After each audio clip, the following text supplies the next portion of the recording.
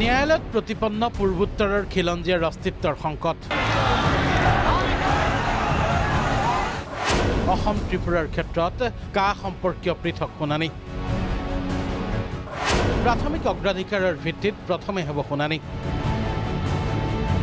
22 জানুৱাৰী বুধবাৰৰ উচ্চতম ন্যায়ালয়ৰ নিৰ্দেশনাৱলীত স্পষ্ট হ'ল অসম ত্ৰিপুৰা সহ সমগ্ৰ পূৰ্বাঞ্চলৰ গুৰুত্বপূৰ্ণ সমস্যাটো পূৰ্বোত্তৰৰ বাবে অস্তিত্বৰ প্ৰসংগ দেশৰ বাবে ধৰ্মনিৰপেক্ষতাৰ প্ৰসংগ আৰু ইয়াৰ ভিত্তিতে দেশৰ বাকী অংশৰ কা বিৰোধী প্ৰতিবাদ অসম তথা পূৰ্বোত্তৰৰ ক্ষেত্ৰত পৃথক উচ্চতম ন্যায়ালয়ৰ এই নিৰ্দেশনাই অসম তথা পূৰ্বাঞ্চলক কাৰ দৰে বিতৰ্কিত আইনৰ পৰা ৰক্ষা কৰিব পাৰিব বুলি আশাবাদী জ্যেষ্ঠ অধিবক্তা কমল নয়ন চৌধুৰী আজি সৰ্বভাৰতীয় স্তৰত যেটো কেছ হৈছে তেওঁলোকে বেছিভাগ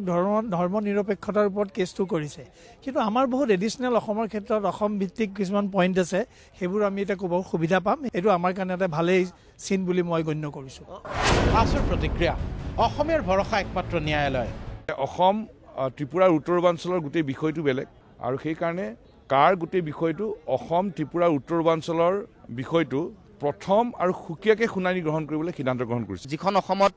ভয়াৱহভাৱে উন্মুক্ত ভাৰত বাংলাদেশ সীমান্ত দি বহু বিদেশী আমালৈ আহিছে বিদেশীবোৰ যে ইতিমধ্যে 71 চনলৈকে গ্ৰহণ কৰিছে গতিকে এই সকলো ধৰণৰ কথাৰ প্ৰেক্ষাপটত এটা সুকীয়াকৈ পৰ্যালোচনা কৰিবৰ কাৰণে তেওঁলোকে যুক্তিসমূহ চোৱা চিতা কৰিবৰ কাৰণে যিটো চিন্তা কৰি তেওঁলোকে সুকীয়া কৰিছে মই ভাবোঁ যে এই কথা উচ্চতম ন্যায়ালয়ে নিশ্চয় উপলব্ধি কৰিছে অসম কিমান সংকটত উচ্চতম ন্যায়ালয়ৰ নিৰ্দেশনাক স্বাগতম এজেৱাইচিপিৰ পলাশ চাংমাৰ প্ৰব্ৰজিত নাগৰিকে খিলঞ্জীয়া ভূমিপুত্ৰসকলক দিনক দিনে যে সংখ্যালঘু কৰিছে সেই কথাটো প্ৰমাণ হৈছে গতিকে ন্যায়ালয়ৰ প্ৰতি আমাৰ আস্থা আছে বিশ্বাস আছে त्रिपुरा महाराज प्रद्युत देव वर्मा प्रतिक्रिया सुप्रीम कोर्ट ने ये व्यू लेकर हमारे संग थोड़ा सा आज नॉर्थ ईस्ट के लिए आज अच्छा रिजल्ट आया है सरकार उपरि नोजोवाলৈকে চলিব আন্দোলন দীপাংকনাথ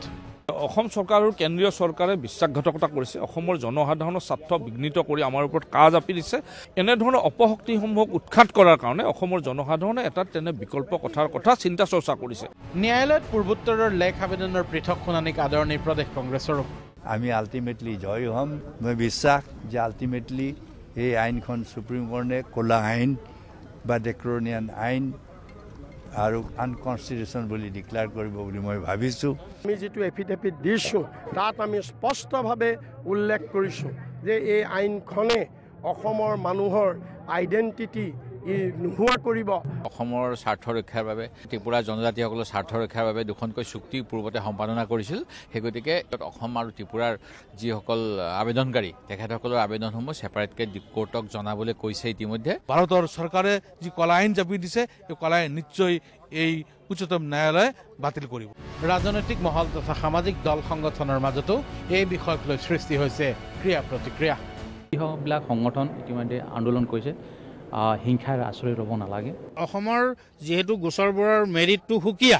মানে আমাৰ দৃষ্টিভংগী সুকীয়া সেইকাৰণে সুকীয়াভাৱে আমাৰ অসমৰ সংক্ৰান্তীয় সকলোবোৰ গোচৰ শুনাৰ কাৰণে আহ্বান জনাইছিল ব্যুৰো ৰিপৰ্ট প্ৰাগ নিউজ